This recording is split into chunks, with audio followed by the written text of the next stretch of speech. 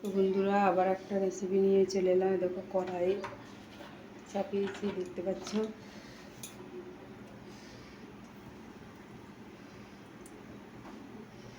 তেল দিলাম কড়াই, দেখতে পাচ্ছ খানিকটা তেল বেশি দিয়েছি, তার কারণ আছে। তো চলো তোমাদের সামনে তুলে ধরি।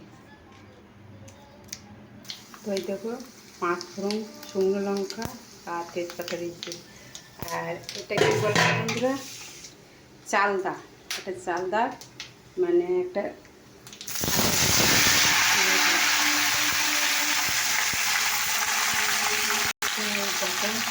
চালদা দিয়ে দিয়েছি। এটাকে পরিমাণ মতো ফুটে দিচ্ছি।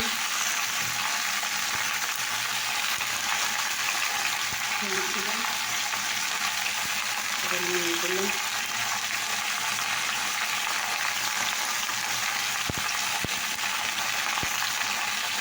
মানুষটা আছে তো এই মানুষটা নিয়ে দিতে হলো।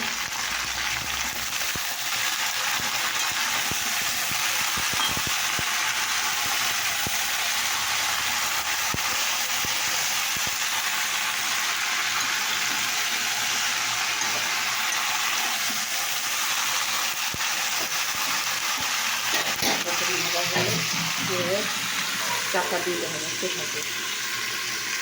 তো দেখো বন্ধুরা, এবার আমার কড়া ধরে গেছে, আমার হয়ে গেছে। এবং জলটা দেবো,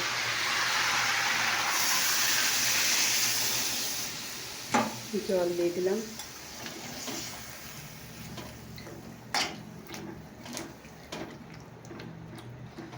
এবার তোকে সেদ্ধ হতেই হবে, সেদ্ধ হোক, তারপরে আবার তোমাদের সামনে আসবে। দেখো বন্ধুরা, জল দেওয়া হয়েছে। এই দেখো এটা গুড়, এই গুড়টা কিন্তু ওতে সব আমি দেবো। দেখতে থাকো, তোমরা দেখতে থাকো। আমি সব গুড়টাই দিয়ে দিচ্ছি। তবে এটা একটা আচার বানানো হবে, তো হতে একটু টাইম লাগবে। তোমরা দেখতে থাকো, ঠিক আছে। এবার আমি চাপা দিয়ে দেবো। তো দেখো বন্ধুরা, অনেকটা হয়ে গেছে বলে উঠছে, দেখতে পাচ্ছ।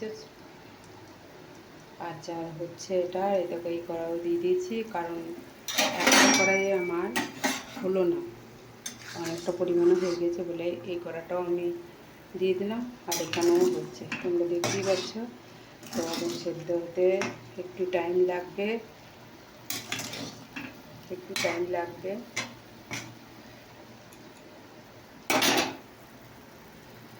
দেখো হচ্ছে, তো তোমাদের কেমন লাগছে বলো। বন্ধুরা, এই দেখো আমার চালদার আচার হয়ে গেছে। তো এটাও হয়ে গেছে, একটু জলটা মন্ডি হয়ে গেছে। তোমাদের কেমন লাগলো অবশ্যই কমেন্ট করে জানাবে।